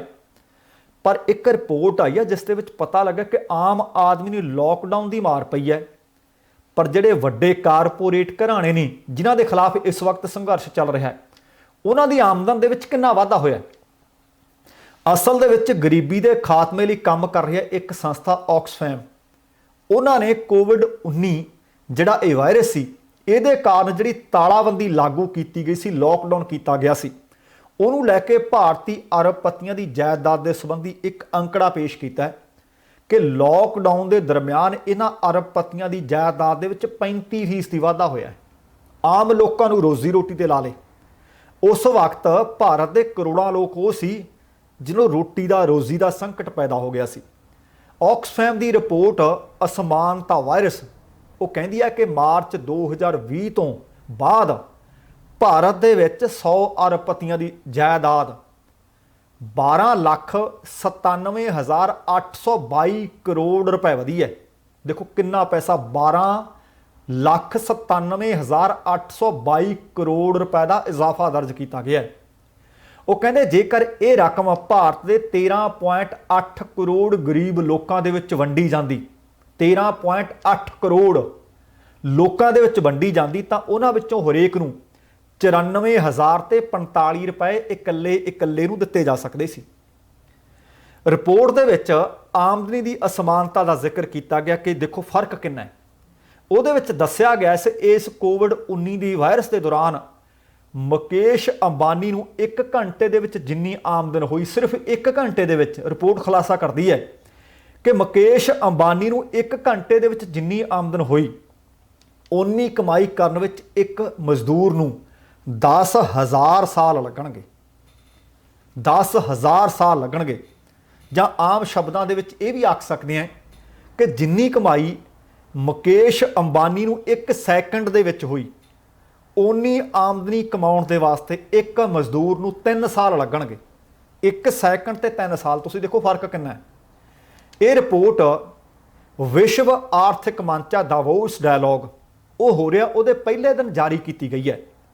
ਰਿਪੋਰਟ ਅਨੁਸਾਰ ਕੋਵਿਡ-19 ਮਹਾਮਾਰੀ ਪਿਛਲੇ 100 ਵਰ੍ਹਿਆਂ ਦੇ ਸਭ ਤੋਂ ਵੱਡੇ ਸਿਹਤ ਸੰਕਟ ਦੇ ਵਜੋਂ ਐਲਾਨੀ ਗਈ ਅਤੇ ਇਹ 1930 ਦੀ ਮਹਾਮੰਦੀ ਤੋਂ ਬਾਅਦ ਸਭ ਤੋਂ ਵੱਡਾ ਆਰਥਿਕ ਸੰਕਟ ਦਾ ਕਾਰਨ ਬਣੀ ਕੋਵਿਡ-19। ਆਕਸਫੈਮ ਦੇ CEO ਨੇ, ਉਹਨਾਂ ਨੇ ਆਖਿਆ ਕਿ ਇਹ ਰਿਪੋਰਟ ਜ਼ਾਹਰ ਕਰਦੀ ਹੈ, ਸਪਸ਼ਟ ਤੌਰ ਤੇ ਦਰਸਾਉਂਦੀ ਹੈ ਕਿ ਕਿਵੇਂ ਅਮੀਰ ਲੋਕਾਂ ਨੇ ਆਰਥਿਕ ਪ੍ਰਣਾਲੀ ਕਾਰਨ ਸਭ ਤੋਂ ਵੱਡੇ ਆਰਥਿਕ ਸੰਕਟ ਦੇ ਦੌਰਾਨ ਵੀ ਬਹੁਤ ਸਾਰੀ ਦੌਲਤ ਕਮਾਈ। ਜਦੋਂ ਕਿ ਲੱਖਾਂ ਲੋਕਾਂ ਦਾ ਜੀਣਾ ਮੁਸ਼ਕਲ ਹੋ ਗਿਆ, ਉਹਨਾਂ ਨੂੰ ਸਵੇਰ ਦੀ ਰੋਟੀ ਖਾ ਕੇ ਸ਼ਾਮ ਦੀ ਰੋਟੀ ਦਾ ਫਿਕਰ ਹੋਇਆ ਕਰਦਾ ਸੀ। ਉਹ ਮੁਸ਼ਕਲਾਂ ਦੇ ਦੌਰ ਵਿੱਚੋਂ ਲੰਘ ਰਹੇ ਸਨ, ਜਦੋਂ ਕਿ ਦੂਸਰੇ ਪਾਸੇ ਅਰਬਪਤੀ ਲੋਕਾਂ ਦੀ ਕਮਾਈ ਦੇ ਵਿੱਚ 35% ਵਾਧਾ ਦਰਜ ਕੀਤਾ ਜਾ ਰਿਹਾ ਸੀ। ਹੁਣ ਸੋਚਿਆ ਤਾਂ ਇਹ ਸੀ ਕਿ ਮਹਾਮਾਰੀ ਸਾਰਿਆਂ ਨੂੰ ਬਰਾਬਰ ਪ੍ਰਭਾਵਿਤ ਕਰੇਗੀ। ਲੋਕਡਾਊਨ ਲਾਗੂ ਹੋਣ ਨਾਲ ਲੋਕਾਂ ਦੇ ਉੱਤੇ ਸਾਰਿਆਂ ਤੇ ਅਸਰ ਪਏਗਾ, ਪਰ ਜਿਹੜੀ ਆਹ ਰਿਪੋਰਟ ਸਾਹਮਣੇ ਆਈ ਹੈ, ਇੱਥੋਂ ਪਤਾ ਲੱਗਦਾ ਹੈ ਕਿ ਇਸ ਲੋਕਡਾਊਨ ਦਾ, ਇਸ ਮਹਾਮਾਰੀ ਦਾ ਆਕਸਫੈਮ ਦੁਆਰਾ ਕੀਤੇ ਗਏ ਸਰਵੇ ਤੋਂ ਬਾਅਦ ਪਤਾ ਲੱਗਿਆ ਕਿ ਗਰੀਬਾਂ ਤੇ ਅਸਰ ਪਿਆ, ਅਮੀਰਾਂ ਤੇ ਨਹੀਂ। ਸਗੋਂ ਅਮੀਰਾਂ ਦੀ ਆਮਦਨ ਵਧੀ ਹੈ। ਇੱਕ ਸਰਵੇਖਣ ਦੇ ਵਿੱਚ ਪਤਾ ਲੱਗਿਆ ਕਿ 79 ਮੁਲਕਾਂ ਦੇ 295 ਅਰਥ ਸ਼ਾਸਤਰੀ ਨੇ ਆਪਣੀ ਰਾਏ ਦਿੱਤੀ, ਜਿਨ੍ਹਾਂ ਦੇ ਵਿੱਚ ਉੱਘੇ ਅਰਥ ਸ਼ਾਸਤਰੀ ਜੈਫਰੀ ਡੇਵਿਡ, ਜੈਂਤੀ ਘੋਸ਼, ਗੈਬਰੀਅਲ, ਇਹਨਾਂ ਦੇ ਸਮੇਤ 87% ਉਦਾਰਦਾਤਾ ਨੇ ਇਸ ਕੋਵਿਡ-19 ਮਹਾਮਾਰੀ ਦੇ ਵਿੱਚ ਆਪਣੇ ਦੇਸ਼ ਦੀ ਆਮਦਨੀ ਅਸਮਾਨਤਾ ਦੇ ਵਿੱਚ ਬਹੁਤ ਵੱਡੇ ਵਾਧੇ ਦਾ ਅੰਦਾਜ਼ਾ ਲਾਇਆ ਹੈ। ਰਿਪੋਰਟ ਅਨੁਸਾਰ ਮੁਕੇਸ਼ ਅੰਬਾਨੀ, ਗੌਤਮ ਅਡਾਨੀ, ਸ਼ਿਵ ਨਾਦਰ, ਸਾਇਰਸ ਪੂਨੇਵਾਲਾ, ਉਦੈ ਕੋਟਕ, ਅਜੀਮ ਪ੍ਰੇਮ ਜੀ, ਸੁਨੀਲ ਮਿੱਤਲ, ਰਾਧਾ ਕ੍ਰਿਸ਼ਨ, ਕੁਮਾਰ ਮੰਗਲਮ ਬਿਰਲਾ ਅਤੇ ਲਕਸ਼ਮੀ ਮਿੱਤਲ ਮਾਰਚ 2020 ਤੋਂ ਬਾਅਦ ਜਦੋਂ ਇਹ ਕੋਵਿਡ-19 ਮਹਾਮਾਰੀ ਸ਼ੁਰੂ ਹੋਈ ਅਤੇ ਲੋਕਡਾਊਨ ਦੇ ਦੌਰਾਨ ਤੇਜ਼ੀ ਨਾਲ ਇਹਨਾਂ ਦੀ ਆਮਦਨ ਵਧੀ। ਦੂਸਰੇ ਪਾਸੇ ਅਪ੍ਰੈਲ 2020 ਦੇ ਵਿੱਚ ਪ੍ਰਤੀ ਘੰਟਾ 1.7 ਲੱਖ ਲੋਕ ਬੇਰੁਜ਼ਗਾਰ ਹੁੰਦੇ ਗਏ। ਰਿਪੋਰਟ ਦੇ ਭਾਰਤ ਕੇਂਦਰੀ ਹਿੱਸੇ ਦੇ ਵਿੱਚ ਦੱਸਿਆ ਗਿਆ ਕਿ ਭਾਰਤ ਦੇ ਵਿੱਚ ਤਾਲਾਬੰਦੀ ਦੌਰਾਨ ਅਰਬਪਤੀਆਂ ਦੀ ਦੌਲਤ 35% ਵਧੀ। ਭਾਰਤ ਅਰਬਪਤੀਆਂ ਦੀ ਦੌਲਤ ਦੇ ਮਾਮਲੇ ਦੇ ਵਿੱਚ ਤੁਸੀਂ ਦੇਖੋ ਕਿ ਅਮੀਰ ਕਿੰਨੇ ਨੇ। ਅਰਬਪਤੀਆਂ ਦੀ ਦੌਲਤ ਦੇ ਮਾਮਲੇ ਦੇ ਵਿੱਚ ਅਮਰੀਕਾ, ਚੀਨ, ਜਰਮਨੀ, ਰੂਸ, ਫਰਾਂਸ ਤੋਂ ਬਾਅਦ 6ਵੇਂ ਨੰਬਰ ਤੇ ਹੈ ਅਤੇ ਭਾਰਤ ਦੇ 11 ਵੱਡੇ ਅਰਬਪਤੀਆਂ ਦੀ ਆਮਦਨੀ ਦੇ ਵਿੱਚ ਮਹਾਮਾਰੀ ਦੌਰਾਨ ਜਿੰਨਾ ਵਾਧਾ ਦਰਜ ਕੀਤਾ ਗਿਆ ਉਸ ਵਿੱਚ ਮਨਰੇਗਾ, ਸਿਹਤ ਮੰਤਰਾਲੇ ਦਾ ਮੌਜੂਦ ਬਜਟ ਇੱਕ ਦਹਾਕੇ ਵਾਸਤੇ ਪ੍ਰਾਪਤ ਹੋ ਸਕਦਾ। ਤੁਸੀਂ ਦੇਖੋ ਕਿ 10 ਸਾਲਾਂ ਵਾਸਤੇ ਕਮਾਲ ਦੀ ਗੱਲ ਆ ਵੀ ਕਿੰਨੀ ਆਮਦਨ ਇਹਨਾਂ ਲੋਕਾਂ ਦੀ ਵਧੀ। ਤੇ ਇਹਦੇ ਪਿੱਛੇ ਅਸਲ ਦੇ ਵਿੱਚ ਜ਼ਿੰਮੇਵਾਰ ਕੌਣ ਹੈ? ਆ ਉੱਪਰ ਦੀ ਤੁਸੀਂ ਦੇਖੋ ਕਿ ਰੱਜਿਆਂ ਨੂੰ ਹੋਰ ਸਰਕਾਰਾਂ ਕਿਵੇਂ ਰਜਾਉਣ ਲੱਗੀਆਂ ਨੇ। ਇੱਕ ਪਾਸੇ ਕਰੋੜਾਂ ਲੋਕ ਬੇਰੁਜ਼ਗਾਰ ਖਤਮ ਹੋਏ, 12.2 ਕਰੋੜ ਲੋਕਾਂ ਦੀਆਂ ਨੌਕਰੀਆਂ ਇਸ ਸਮੇਂ ਦੌਰਾਨ ਖਤਮ ਹੋਈਆਂ, ਜਿਨ੍ਹਾਂ ਵਿੱਚੋਂ 9.2 ਕਰੋੜ ਗੈਰ ਰਸਮੀ ਖੇਤਰ ਦੇ ਵਿੱਚ ਸਨ। ਰਿਪੋਰਟ ਦੇ ਵਿੱਚ ਇਹ ਵੀ ਦੱਸਿਆ ਗਿਆ ਕਿ ਇਸ ਸੰਕਟ ਦੇ ਕਾਰਨ ਔਰਤਾਂ ਨੂੰ ਸਭ ਤੋਂ ਵੱਡਾ ਜਾਂ ਵੱਧ ਸੰਕਟ ਦਾ ਸਾਹਮਣਾ ਕਰਨਾ ਪਿਆ ਅਤੇ ਅਪ੍ਰੈਲ 2020 ਦੇ ਵਿੱਚ 1.7 ਕਰੋੜ ਔਰਤਾਂ ਦਾ ਕੰਮਕਾਰ ਜਾਂਦਾ ਰਿਹਾ। ਹੁਣ ਇੱਕ ਪਾਸੇ ਲੋਕਾਂ ਦਾ ਕੰਮ ਚਲਿਆ ਗਿਆ, ਇੱਕ ਪਾਸੇ ਲੋਕਾਂ ਨੂੰ ਰੋਜ਼ੀ ਰੋਟੀ ਨਹੀਂ ਮਿਲ ਰਹੀ ਤੇ ਦੂਸਰੇ ਪਾਸੇ ਆ ਲੋਕ ਜਿਨ੍ਹਾਂ ਦੀ ਆਮਦਨੀ ਵਧੀ ਹੈ ਤੇ ਹੁਣ ਆ ਭਾਰਤ ਦੀ ਕੇਂਦਰ ਸਰਕਾਰ ਸਾਰਾ ਕੁਝ ਆਮ ਕਿਸਾਨਾਂ ਤੋਂ, ਮਜ਼ਦੂਰਾਂ ਤੋਂ ਖੋਹ ਕੇ ਇੱਕ ਵਾਰ ਫੇਰ ਇਹਨਾਂ ਦੇ ਹਵਾਲੇ ਕਰਨਾ ਚਾਹੁੰਦੀ ਹੈ। ਸੋ ਅਗਲੀ ਜਿਹੜੀ ਖਬਰ ਤੁਹਾਡੇ ਨਾਲ ਸਾਂਝੀ ਕਰਨੀ ਚਾਹੁੰਦੇ ਹਾਂ। ਆਮ ਤੌਰ ਤੇ ਹਰ ਗਣਤੰਤਰ ਦਿਵਸ ਤੋਂ ਪਹਿਲਾਂ ਭਾਰਤ ਦੇ ਰਾਸ਼ਟਰਪਤੀ ਰਾਸ਼ਟਰ ਦੇ ਨਾਮ ਸੰਦੇਸ਼ ਦਿੰਦੇ ਨੇ। ਭਾਵੇਂ ਕਿ ਉਹ ਇਹ ਸੰਦੇਸ਼ ਨੂੰ ਪੜ੍ਹ ਕੇ ਸੁਣਾਉਂਦੇ ਨੇ, ਅਸਲ ਦੇ ਵਿੱਚ ਸਰਕਾਰ ਵੱਲੋਂ ਲਿਖ ਕੇ ਦਿੱਤਾ ਜਾਂਦਾ ਹੈ। ਪਰ ਇਸ ਵਾਰ ਦਾ ਸੰਦੇਸ਼ ਪਿਛਲੇ ਗਣਤੰਤਰ ਦਿਵਸ ਦੇ ਸੰਦੇਸ਼ਾਂ ਨਾਲੋਂ ਕਿਵੇਂ ਵੱਖਰਾ ਸੀ, ਇਹ ਕਾਫੀ ਮਹੱਤਵਪੂਰਨ ਖਬਰ ਹੈ। ਭਾਰਤ ਦੇ ਰਾਸ਼ਟਰਪਤੀ ਨੇ ਰਾਮਨਾਥ ਕੋਵਿੰਦ, ਉਹਨਾਂ ਨੇ ਭਾਰਤੀਆਂ ਨੂੰ ਸੰਦੇਸ਼ ਦਿੰਦਿਆਂ ਕਿਹਾ ਕਿ ਅੰਨ ਦੀ ਸੁਰੱਖਿਆ, ਸਰਹੱਦਾਂ ਦੀ ਸੁਰੱਖਿਆ ਅਤੇ ਸਿਹਤ ਦੀ ਸੁਰੱਖਿਆ ਮੁਹੱਈਆ ਕਰਵਾਉਣ ਵਾਲੇ ਕਿਸਾਨਾਂ, ਸਿਪਾਹੀਆਂ ਅਤੇ ਵਿਗਿਆਨੀਆਂ ਨੂੰ ਸਲਾਮ ਕਰਦਾ ਹਾਂ ਅਤੇ ਬਹੁਤ ਚਿਰਾਂ ਤੋਂ ਉਡੀਕੇ ਜਾ ਰਹੇ ਖੇਤੀ ਸੁਧਾਰ ਕਾਨੂੰਨਾਂ ਦਾ ਉਹਨਾਂ ਨੇ ਸਮਰਥਨ ਕੀਤਾ ਤੇ ਹੈਰਾਨੀ ਦੀ ਹੱਦ ਹੈ, ਲਗਭਗ 250 ਕਿਸਾਨ ਜਾਨਾਂ ਕੁਰਬਾਨ ਕਰ ਗਿਆ। ਅੱਜ ਜਿੱਥੇ ਇੱਕ ਪਾਸੇ ਗਣਤੰਤਰ ਦਿਵਸ ਦੀ ਪਰੇਡ ਰਾਜਪਥ ਤੇ ਕੱਢੀ ਜਾ ਰਹੀ ਤੇ ਦੂਸਰੇ ਪਾਸੇ ਕਿਸਾਨ ਕੱਢ ਰਹੇ ਨੇ ਤੇ ਭਾਰਤ ਦੇ ਰਾਸ਼ਟਰਪਤੀ ਸਾਹਿਬ ਫਿਰ ਵੀ ਇਹਨਾਂ ਕਾਨੂੰਨਾਂ ਦਾ ਸਮਰਥਨ ਕਰ ਰਹੇ ਨੇ। ਅਸਲ ਦੇ ਵਿੱਚ ਰਾਸ਼ਟਰਪਤੀ ਨੇ 72ਵੇਂ ਗਣਤੰਤਰ ਦਿਵਸ ਦੀ ਪੂਰਬਲੀ ਸ਼ਾਮ ਇੱਕ ਦਿਨ ਪਹਿਲਾਂ ਭਾਰਤ ਦੇ ਲੋਕਾਂ ਦੇ ਨਾਮ ਸੰਦੇਸ਼ ਜਾਰੀ ਕਰਦਿਆਂ ਕਿਹਾ ਕਿ ਸਰਕਾਰ ਬਿਨਾਂ ਸ਼ੱਕ ਕਿਸਾਨਾਂ ਦੀ ਭਲਾਈ ਲਈ ਵਚਨਬੱਧ ਹੈ। ਉਹਨਾਂ ਇਸ ਦੇ ਨਾਲ ਇਹ ਵੀ ਕਿਹਾ ਕਿ ਭਾਰਤ ਹਮੇਸ਼ਾ ਅਮਨ ਪ੍ਰਤੀ ਵਚਨਬੱਧ ਰਿਹਾ ਹੈ ਅਤੇ ਦੇਸ਼ ਦੇ ਹਥਿਆਰਬੰਦ ਦਸਤੇ ਕੌਮੀ ਸੁਰੱਖਿਆ ਨੂੰ ਮਿਲਣ ਵਾਲੀ ਕਿਸੇ ਵੀ ਚੁਣੌਤੀ ਨਾਲ ਨਜਿੱਠਣ ਦੇ ਸਮਰੱਥ ਨੇ ਅਤੇ ਹਰ ਸਮੇਂ ਪਾਬੰਦ ਰਹਿੰਦੇ ਨੇ। ਉਹਨਾਂ ਇਹ ਗੱਲ ਪਿਛਲੇ ਸਾਲ ਲਦਾਖ ਵਿੱਚ ਚੀਨ ਵੱਲੋਂ ਕੀਤੀ ਗਈ ਘੁਸਪੈਠ ਦੇ ਸੰਦਰਭ ਦੇ ਵਿੱਚ ਆਖੀ। ਤੁਸੀਂ ਦੇਖੋ ਕਿ ਕੋਵਿਡ-19 ਦਾ ਵੀ ਉਹਨਾਂ ਨੇ ਜ਼ਿਕਰ ਕੀਤਾ ਕਿ ਕੋਵਿਡ-19 ਦੇ ਖਿਲਾਫ ਭਾਰਤ ਵੱਲੋਂ ਕੀਤੀਆਂ ਗਈਆਂ ਕੋਸ਼ਿਸ਼ਾਂ ਬਾਰੇ ਉਹਨਾਂ ਕਿਹਾ ਕਿ ਲੋਕਾਂ ਦੇ ਆਪਸੀ ਭਾਈਚਾਰੇ ਤੋਂ ਬਗੈਰ ਇਸ ਮਹਾਮਾਰੀ ਖਿਲਾਫ ਜੰਗ ਸੰਭਵ ਨਹੀਂ ਸੀ। ਹੁਣ ਅੱਜ ਇੱਕ ਅਨੋਖਾ ਤੇ ਅਲੌਕਿਕ ਦ੍ਰਿਸ਼ ਹੋਣਾ ਦਿੱਲੀ ਵਿੱਚ। ਇੱਕ ਪਾਸੇ ਇਹਨਾਂ ਹੀ ਮਜ਼ਦੂਰਾਂ ਤੇ ਕਿਸਾਨਾਂ ਦੇ ਪੁੱਤ ਵਰਦੀ ਦੇ ਵਿੱਚ ਹੋਣਗੇ, ਫੌਜ ਦੀ ਵਰਦੀ ਦੇ ਵਿੱਚ, ਉਹ ਕੇਂਦਰ ਸਰਕਾਰ ਦੇ ਵੱਲੋਂ ਕੱਢੀ ਜਾ ਰਹੀ ਪਰੇਡ ਦੇ ਵਿੱਚ ਸ਼ਾਮਲ ਹੋਣਗੇ। ਹੋ ਸਕਦਾ ਹੈ ਕਿ ਉਹਨਾਂ ਦਾ ਕੋਈ ਬਾਪ, ਕੋਈ ਚਾਚਾ, ਕੋਈ ਤਾਇਆ, ਕੋਈ ਮਾਮਾ, ਕੋਈ ਮਾਸੜ, ਕੋਈ ਫੁੱਫੜ, ਕੋਈ ਭੈਣ, ਕੋਈ ਭਰਾ ਦੂਸਰੇ ਪਾਸੇ ਕਿਸਾਨ ਦੀ ਪਰੇਡ ਦੇ ਵਿੱਚ ਸ਼ਾਮਲ ਹੋਵੇ। ਦੇਖੋ ਆਪਣੇ ਆਪ ਦੇ ਵਿੱਚ ਬਹੁਤ ਅਜੀਬ ਜੀ ਇਹ ਵਰਤਾਰਾ ਹੈ। ਇੱਕ ਪਾਸੇ ਉਸ ਹੀ ਕਿਸੇ ਕਿਸਾਨ ਦਾ ਪੁੱਤ ਹਥਿਆਰਬੰਦ ਟੁਕੜੀ ਦਾ ਇੱਕ ਮੈਂਬਰ ਬਣ ਕੇ ਸਲਾਮੀ ਦੇ ਰਿਹਾ ਹੋਵੇਗਾ ਤੋਪਾਂ ਦੀ, ਟੈਂਕਾਂ ਦੀ ਤੇ ਇਸ ਗਣਰਾਜ ਨੂੰ ਗਣਤੰਤਰ ਦਿਵਸ ਦੇ ਮੌਕੇ ਤੇ ਦੂਸਰੇ ਪਾਸੇ ਉਹਨਾਂ ਦੀ ਰਿਸ਼ਤੇਦਾਰ ਇਸੇ ਹੀ ਸਰਕਾਰ ਦੇ ਖਿਲਾਫ ਆਪਣੀ ਰੋਸ ਰੈਲੀ ਟਰੈਕਟਰ ਪਰੇਡ ਦੇ ਵਜੋਂ ਕੱਢ ਰਹੇ ਹੋਣਗੇ। ਭਾਵ ਇੱਕੋ ਹੀ ਕਿਸਾਨ ਦੇ ਦੋ ਪੁੱਤ ਹੋਣਗੇ। एक किसान का पुत वर्दीधारी फौजी होना है तो दूसरा किसान का पुत ट्रैक्टर होना है, जिहड़ा उस ही थां ते लगभग कुछ किलोमीटर के फर्क के उत्ते वक्खो वक्ख परेड कढ़ रहा होना है। क्योंकि अज की परेड दिल्ली दे विच एक इतिहासक परेड है। पंजाब तो, हरियाणे तो, यूपी तो, उत्तराखंड तो ते होर लगभग सारे सूबियां तो ਲੱਖਾਂ ਦੀ ਗਿਣਤੀ ਦੇ ਵਿੱਚ ट्रैक्टर ਤੇ किसान अपनी परेड ਦੇ ਵਿੱਚ शामिल होने वास्ते लगातार बीते कई दिन तो पुज रहे हैं। कई मीटिंगां तो उपरंत आखिरकार दिल्ली पुलिस ने ट्रैक्टर परेड ਕੱਢਣ ਦੀ किसानां ਨੂੰ हरी झंडी ਦਿੱਤੀ ਸੀ ਅਤੇ ਨਾਲ ਕੁਝ ਦਿਸ਼ਾ ਨਿਰਦੇਸ਼ ਵੀ ਦਿੱਤੇ ਸੀ। दिल्ली पुलिस ਅਤੇ किसान ਆਗੂਆਂ ਦੇ ਵੱਲੋਂ ਕੁਝ गाइडलाइनस भी जारी कीतियां गईਆਂ ने। उम्मीद की जा रही है कि दिल्ली के 4 चफेरे जिस तरह ट्रैक्टर नज़र आउणगे, किसान ही किसान नज़र आउणगे, किसानी झंडे तिरंगे झंडे नज़र आउणगे। ये परेड 2-4 घंटे नहीं, उम्मीद की जा रही है कि कई घंटियां बधी चल सकती है। कई तो लोग दस रहे हैं कि हो सकता है 24 घंटिया तो वध लंबी ये परेड चले, क्योंकि 4 चफेरे जाम लग जाने ने। पर किसान आगूओं ने आख्या कि ट्रैक्टर एक दूसरे के अगे पाउण की कोशिश नहीं करनी, लाइनां दे विच चलना है। लगभग 1000 एंबूलेंस का प्रबंध किया गया ताकि जेकर किसी को कोई सेहत पक्षों एमरजेंसी बने तो उन्होंने दस्या कि एक मिस्ड कॉल कर देनी है, तुसीं नंबर भी दिते गए ने ते मीडिया नूं भी नाल दस्या गया कि तुसीं किहड़ी कमेटी नाल संपर्क करना है। तुसीं देखो कि किन्ने वधिया तरीके दे नाल किस तरीके नाल इहनूं बहुत अनुशासन दे विच रह के परेड कढ़ी जा रही है। 24 घंटिया का घट्टो घट्ट नाल खाना ले जाण वास्ते नाल गर्म कपड़े लैके चलण की भी हदायत जारी की गई है। किसानां दी जिहड़ी इह कढ़ी जा रही ट्रैक्टर परेड है, इहदे उत्ते दुनिया दीयां नज़रां ने। सो इस करके समुच्चे किसानां नूं, समुच्चे नौजवानां नूं अपील की जा रही है कि अनुशासन दे विच रहिओ, क्योंकि दुनिया भर दा मीडिया इहनूं कवरेज दे रहा होएगा, जिस करके अनुशासन दे विच रह के शांति बरकरार रखे।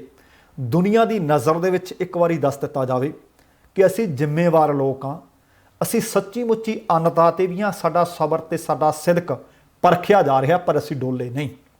वेखते हैं कि 26 जनवरी की परेड किन्ने घंटिया की चलती है, किन्ने लोग इस दे विच शामिल होंदे ने अते किन्ने ट्रैक्टरां नूं इहदे विच शामिल होने का मौका मिलता है। भावें गिणती लखां विच ट्रैक्टरां दी होनी है, पर देखो कि उस रूट के उत्ते किन्ने ट्रैक्टर पहुंचण विच कामयाब होणगे। हुण देखो कि किसान आगू एक तो बाद एक नवा पैंतड़ा, एक तो बाद एक अगला पुख्ता कदम चुक रहे हैं।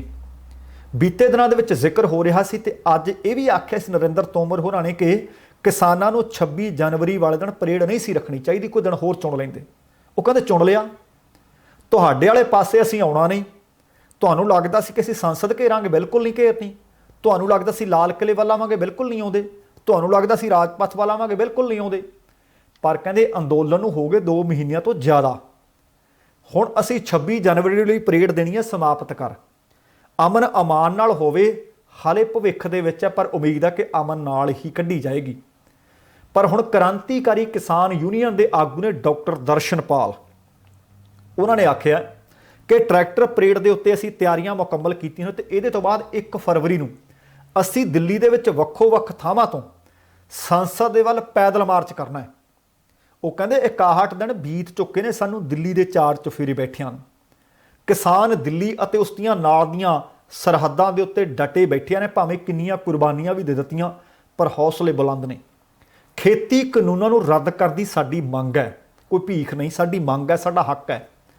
किसान जथेबंदियां ते सरकार दे विचकार इस कानून दे नाल संबंधित 11 बैठकां हो चुकियां ने, पर कढ़िया पाया कुछ नहीं गया। उत्थे ही किसानां ने अज ट्रैक्टर रैली कढ़ देनी है, जिसकी हिचकिचाहट तो बाद आखिरकार मंजूरी देनी पई सी।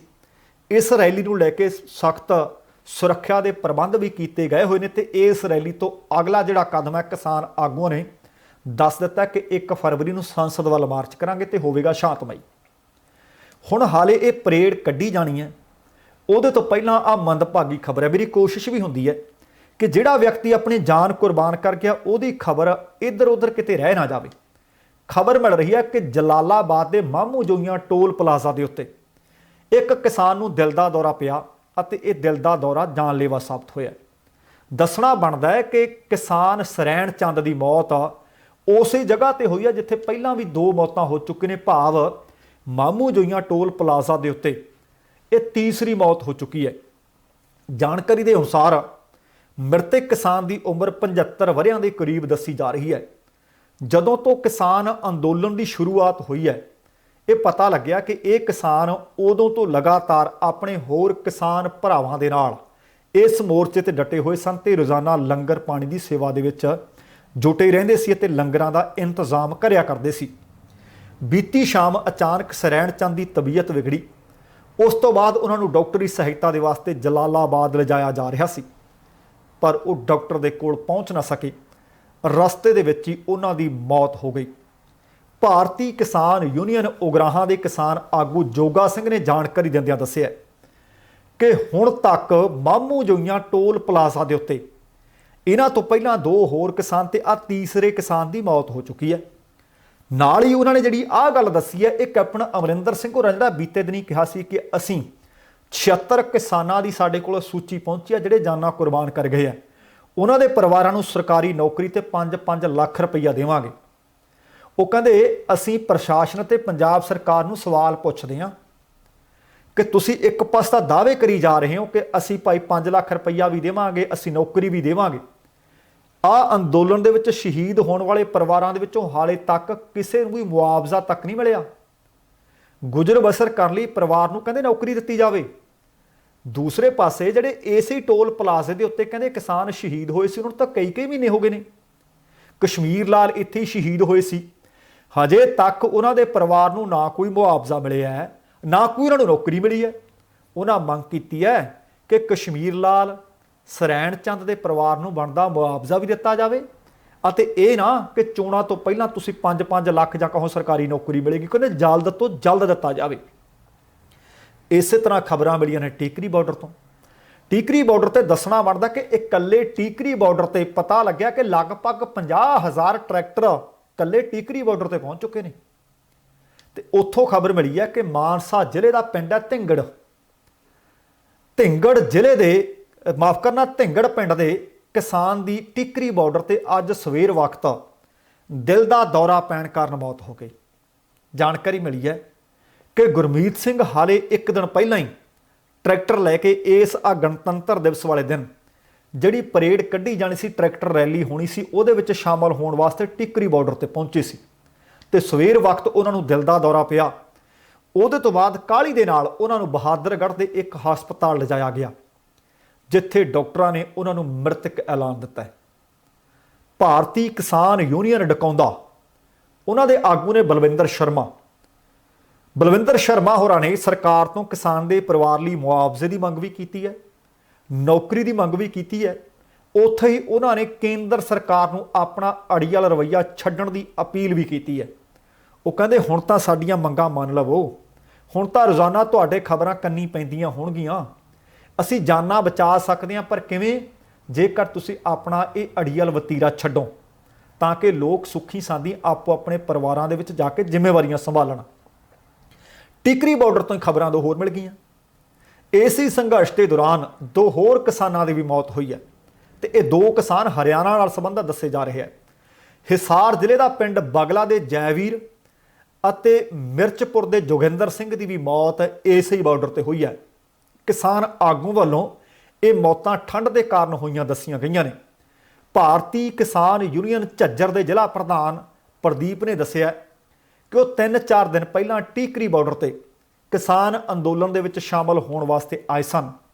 ਉਹ ਕਹਿੰਦੇ ਜਿਹੜੇ ਇਹ ਦੋਵੇਂ ਬੰਦੇ ਨੇ ਰਾਤ ਨੂੰ ਠੀਕ ਠਾਕ ਸੁੱਤੇ ਹੈ, ਖਾਣਾ ਪਾਣੀ ਖਾ ਕੇ ਸੁੱਤੇ ਹੈ, ਪਰ ਜਦੋਂ ਸਵੇਰ ਵਕਤ ਉਹਨਾਂ ਨੂੰ ਚਾਹ ਵਾਸਤੇ ਉਠਾਇਆ ਗਿਆ ਤਾਂ ਉਸ ਵਕਤ ਪਤਾ ਲੱਗਿਆ ਕਿ ਇਹਨਾਂ ਦੇ ਪ੍ਰਾਣ ਪੰਖੇਰੂ ਉੜ ਚੁੱਕੇ ਨੇ।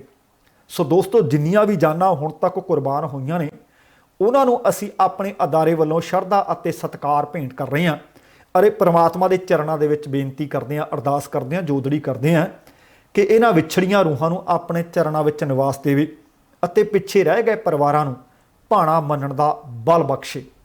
ਤੇ ਅੱਜ ਦਾ ਦਿਨ ਇਤਿਹਾਸਕ ਦਿਨ ਹੈ। ਸਮੁੱਚੀ ਦੁਨੀਆ ਦੀਆਂ ਨਜ਼ਰਾਂ ਕਿਸਾਨ ਵੀਰੋ ਤੁਹਾਡੇ ਤੇ ਟਿਕੀਆਂ ਹੋਈਆਂ ਨੇ। ਫਿਰ ਅਪੀਲ ਹੈ ਕਿ ਸ਼ਾਂਤੀ ਬਣਾ ਕੇ ਰੱਖਿਓ।